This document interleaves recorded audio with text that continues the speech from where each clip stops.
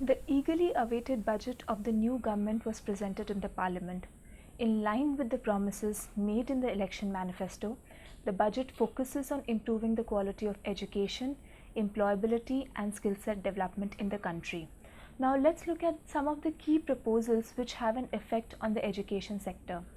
To begin with the elementary education segment, the government focuses on improving the quality of elementary education in the country, for which large sums of money have been allocated to several schemes and plans. In order to improvise on the quality of education, proposal has been made to take benefit of the IT infrastructure available in the country and setting up virtual classrooms as communication link interface for cultivating knowledge and online courses.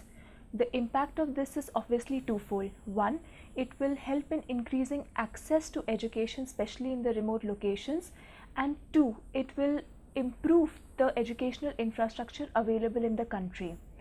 Moving on to the higher education segment, Minister Jaitley does realize the fact that India needs higher educational institutions which have world-class facilities. Accordingly, proposals have been made to set up more IITs, IIMs, and AIM-like institutions in the country. Impetus has also been given to sports education, and proposal has been made to set up a sports university. Now, while these measures are positive in their own right, there is a lot more that is expected from the government, especially in terms of policy reforms in the higher education space. The government should consider allowing foreign education institutions to come in India so that it can improve the quality of education that is currently available. The other reform that has been proposed in the higher education space is to ease and simplify the norms for getting educational loans. Higher education in India is currently a little expensive.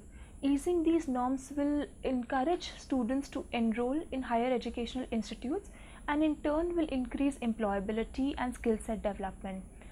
Focusing on skill set development, there is a proposal to set up a multi-skill program called Skill India. This is aimed again to increase self-sustainability and livelihood for the masses.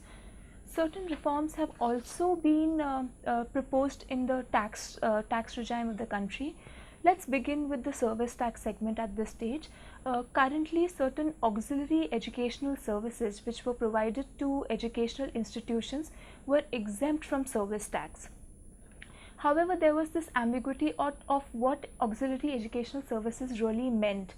In order to clarify, they have proposed to specify the services which will be exempt from service tax when provided to educational institution. The second reform that has been proposed is rationalization of taxation regime in case of charitable trust and institutions.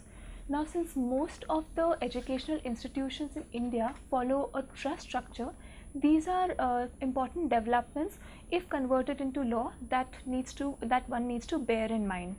Now, while these proposed changes are positive changes, there's still a lot that needs to be achieved to upgrade the education system in India. India is hopeful that in coming years this new government will introduce reforms which will lead to establishing a uniform regulatory framework which is robust in nature and also introduce policy changes, especially in the higher education space.